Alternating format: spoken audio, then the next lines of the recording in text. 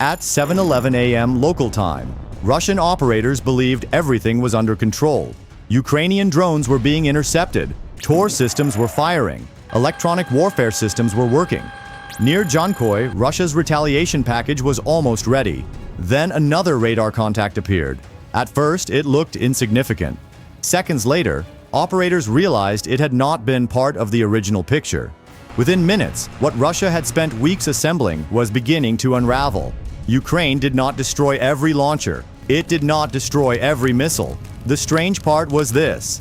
It had found the few hours when Russia's entire missile campaign still depended on a single place. So how did one brief moment of vulnerability become a crisis for one of Russia's most dangerous retaliation plans? Ukraine's 40-day campaign was still underway, and with each passing week, pressure on Moscow continued to grow. Fuel depots had been hit across southern Russia. Railway routes supplying Crimea had been repeatedly disrupted. Several military facilities on the peninsula had already moved aircraft and ammunition farther from the front. The damage was manageable. The humiliation was not. Rear areas once considered relatively secure were now being attacked on a regular basis. Inside Moscow, pressure was beginning to build. Russia needed a response large enough to restore deterrence. Few analysts believed Russian restraint would last much longer. And when Russia decides to retaliate, it usually does so on a large scale. Western intelligence agencies soon noticed unusual activity. Encrypted military communications increased sharply. NATO surveillance aircraft flying over the Black Sea tracked additional military traffic moving toward Crimea. Taken together, these signs suggested that something much larger was being prepared. Some analysts feared that Russia could be assembling one of its largest coordinated missile attacks in months. One detail drew particular attention. Activity associated with Iskander units was increasing, but nobody knew where the operation would begin. Then, shortly before dawn, a new ICEYE radar image arrived. Analysts zoomed in on an area near Dzhankoi. At first it looked routine, then more vehicles appeared, then even more. Fuel trucks, heavy transporters, the number kept growing. Far too many for a routine deployment. Something unusual was happening near Dzhankoi. For the first time in weeks, Ukraine may finally have found where Russia's retaliation was taking shape. The problem was that missile units rarely remained concentrated for long. If this really was the staging area, the opportunity could disappear again within hours. Only minutes after the first image appeared, analysts finally began getting answers. At 3:47 a.m., a new radar image from ICEYE arrived in the operations room. Unlike ordinary satellites, ICEYE's radar sensors could track vehicle movements through darkness and cloud cover. At first, the picture looked routine. A few military vehicles, several support trucks. Nothing unusual. Then analysts zoomed in again. What had looked like ordinary traffic now appeared very different. Several large vehicles matched the dimensions of 9 P-78-1 Iskander launchers, the vehicles responsible for carrying and firing Russia's ballistic missiles. Then more appeared. Reload vehicles, fuel trucks, command vehicles. And none of it was moving. That was the first warning sign. Russian missile units rarely remain concentrated for long. Their launchers are designed to disperse quickly and become difficult to target. But here, they were gathering. The number of vehicles kept increasing. By 3:53 a.m., analysts had begun counting. The numbers were unusual, far larger than what would normally be required for routine exercises or a limited strike package. More vehicles continued arriving near Dzhankoi. Whatever Russia was preparing, it was still assembling.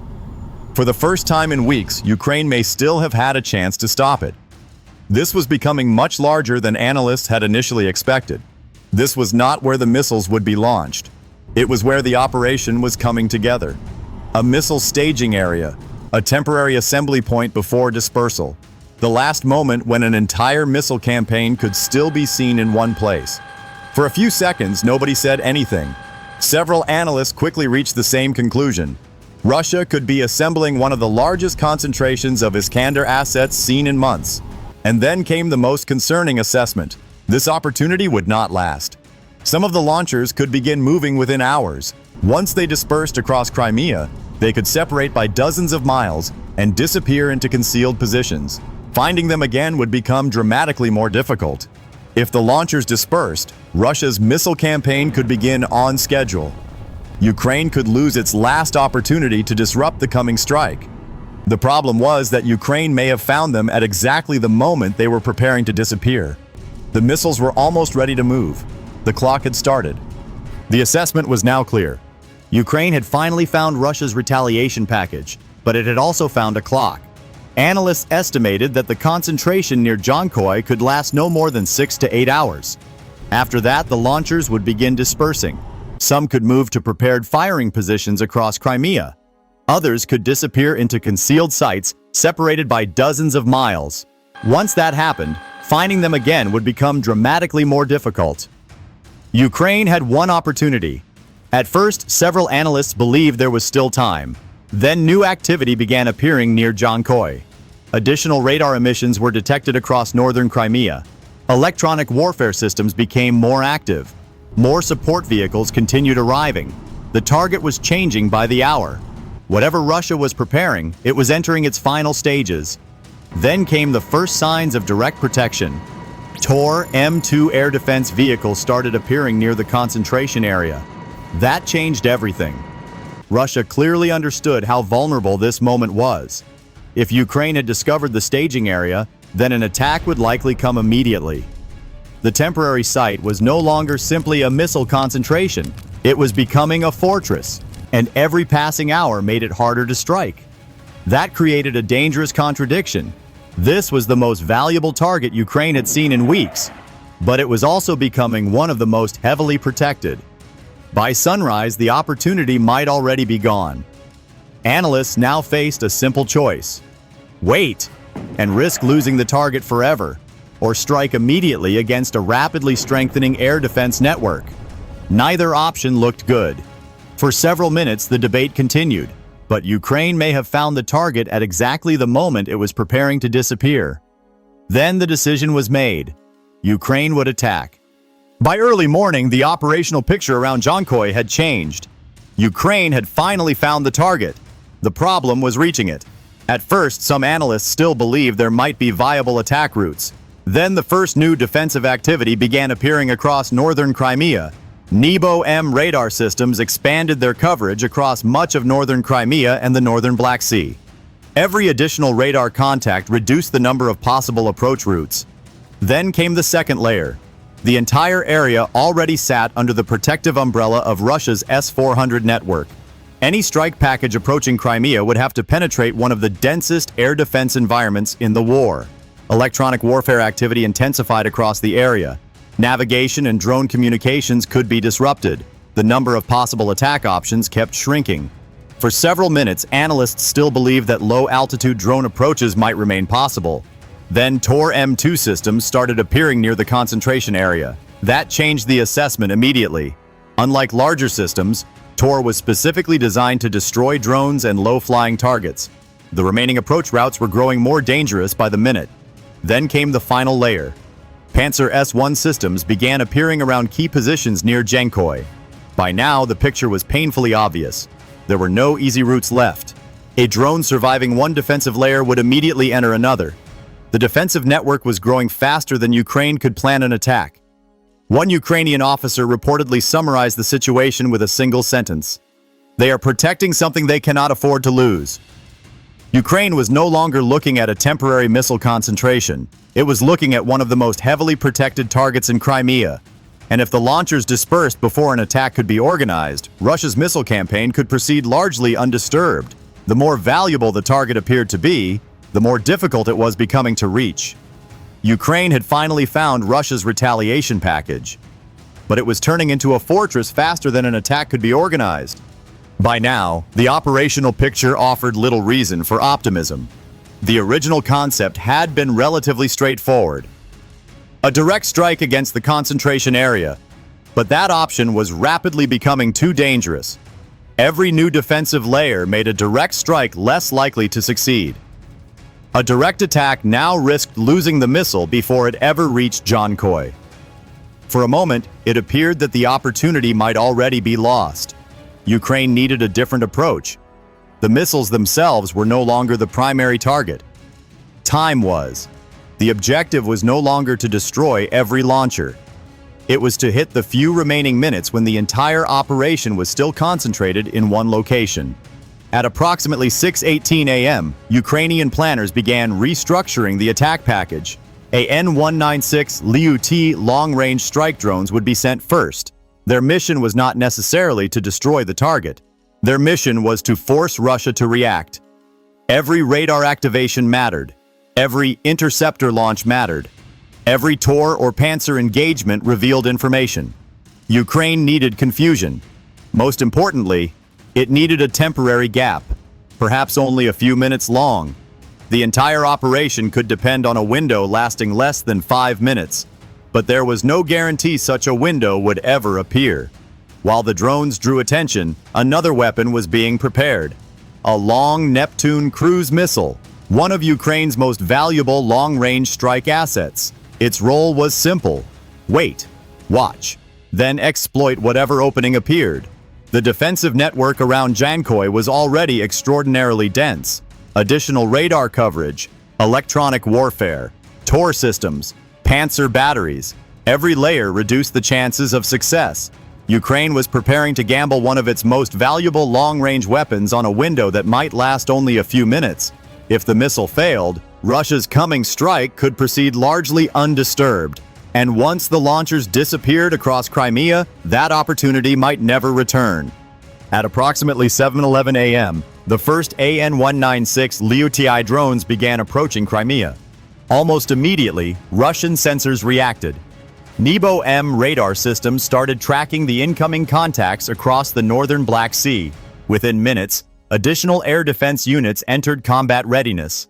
Then the first interceptions began. Tor M2 systems opened fire. Several drones disappeared from radar screens. Russian electronic warfare units began flooding the area with interference. Navigation signals degraded. Some drone feeds were lost entirely. On Russian monitoring screens, the situation appeared to be turning in Russia's favor. Initial reports soon began arriving. Several drones had been destroyed. Others appeared to have lost control. The defensive network seemed to be working exactly as intended. For a brief moment, it looked as though the attack had already failed. That assumption quickly spread. Some Russian operators already believed the danger had passed. Several crews began reporting successful interceptions. The concentration area near Dzhankoi remained intact. No fires, no secondary explosions. Nothing suggested that Ukraine had achieved anything meaningful. And most importantly, the Iskander units continued preparing for dispersal. Fuel vehicles remained in position. Support crews continued working. The missile campaign appeared to remain on schedule. For Ukraine, every passing minute increased the risk that the launchers would begin disappearing across Crimea. The temporary window identified only hours earlier was rapidly closing. Every minute brought Russia's missile campaign closer to dispersal. For Russian commanders, the situation now appeared firmly under control. The first battle had apparently been won, but appearances can be deceptive. The first attack had apparently failed. That was exactly what Ukraine needed Russia to believe. The drones had never been the real strike package, because while Russian air defenses remained focused on the incoming UAVs, something else had already slipped through. At approximately 7:26 a.m., Russian operators were still focused on the incoming drones. Initial reports suggested that the attack had largely failed. Several UAVs had been destroyed. Others appeared to have been jammed. The attack appeared to be collapsing. Then a new contact appeared. For a few moments, the radar picture dissolved into confusion. Multiple air defense systems were still tracking the drones. Electronic warfare systems remained active. Several operators were already reassessing the earlier interceptions, and in the middle of that confusion, a temporary gap appeared. It lasted only a few minutes, but that was enough. The real strike package had already crossed the coastline. A Long Neptune cruise missile was approaching Crimea. Unlike the drones, it was not heading toward the launchers. It was aiming for something far more important. The reload section, the missile containers, the place where the entire operation still depended on concentration. Panzer crews attempted to react, but by then, the missile was already too close. Seconds later, the first explosion appeared near the center of the concentration area. For a brief moment, nothing happened. Then came the second explosion, much larger, then another and another. Unprepared Iskander missiles stored near reload vehicles began detonating in sequence. Massive fireballs rose hundreds of feet into the air. 9 T-250 reload vehicles caught fire. Support trucks exploded. Fragments and burning fuel spread across the entire area. Several launchers immediately attempted to leave the site. Some crews abandoned vehicles. Others attempted to escape through burning roads. Roads became blocked by debris and secondary explosions. The entire staging area descended into chaos. Explosions continued for hours. By the time satellite imagery became available later that day, the operational picture had changed completely. Large sections of the concentration area had been destroyed. Multiple burn scars covered the site. The temporary missile staging area near Dzhankoi had effectively ceased to exist. That was the real success of the operation. Ukraine never needed to destroy every launcher. It only needed to hit the few minutes when all of them still depended on the same place. Russia had not only lost missiles, it had lost time. By the following morning, the most important question was no longer how many missiles had been destroyed. It was whether Russia could still execute the campaign it had spent weeks preparing. The answer was no longer clear. Several Iskander units had survived, some launchers had successfully dispersed, but the system they depended on had been severely disrupted. Reload vehicles had been lost, missile containers had been destroyed, command coordination had been interrupted, and perhaps most importantly, time had been lost. The concentration near Dzhankoi had existed for a reason. Russia had been preparing a synchronized missile campaign. Multiple launchers, multiple targets, carefully coordinated timing. That synchronization was now beginning to break apart. Units that had been preparing to strike together were now being forced to operate separately. Some launchers no longer had immediate reload support. Russian commanders were now being forced to improvise. Some strike plans may have to be rewritten entirely. The problem was not simply destruction, it was disruption. A campaign carefully assembled over several weeks was suddenly being reorganized under crisis conditions. That process takes hours, sometimes days. And in modern warfare, delays can be just as dangerous as losses. Russia had concentrated its forces to launch a larger and more effective attack. But that same concentration had created a brief, critical vulnerability. Ukraine had found that vulnerability and exploited it at exactly the right moment. An entire campaign had not been destroyed, but it had begun to unravel. Weeks of preparation had been thrown off balance in a single morning. The most important lesson from Dzhankoi was not how many missiles were destroyed, it was when they were destroyed. Ukraine did not destroy an entire missile force, it destroyed the few hours that made that force effective. Iskander launchers are among Russia's most dangerous strike systems. They can relocate quickly, disperse across large areas, and launch missiles with very little warning. But even systems like these have vulnerable moments, when they are refueling, when they are reloading, when they are concentrated, when they are waiting for orders. For a brief period, all of their mobility disappears. And that is exactly what Ukraine exploited. Modern warfare is no longer simply about who possesses more missiles, more aircraft, or more firepower. It is also about who identifies vulnerability first. Who finds the few minutes when an entire system still depends on a single place, and who acts before that window closes. Because concentration creates power. But concentration also creates risk. Russia spent weeks assembling a missile campaign near Dzhankoi. Ukraine spent one night destroying the few hours that made that campaign possible. Russia lost missiles. But more importantly, it lost the timing that held the entire operation together. The Retaliation campaign Moscow had spent weeks preparing would now have to be reorganized. In modern warfare, losing a few hours can sometimes matter more than losing a few missiles. Because the most dangerous systems are often at their most vulnerable just before they become operational. The battlefield no longer belongs only to the side with the most weapons. It belongs to the side that acts before the window closes. If timing can matter more than firepower itself, then what other military systems might be vulnerable in exactly the same way? And in modern warfare today, what matters most? Firepower, mobility, or timing?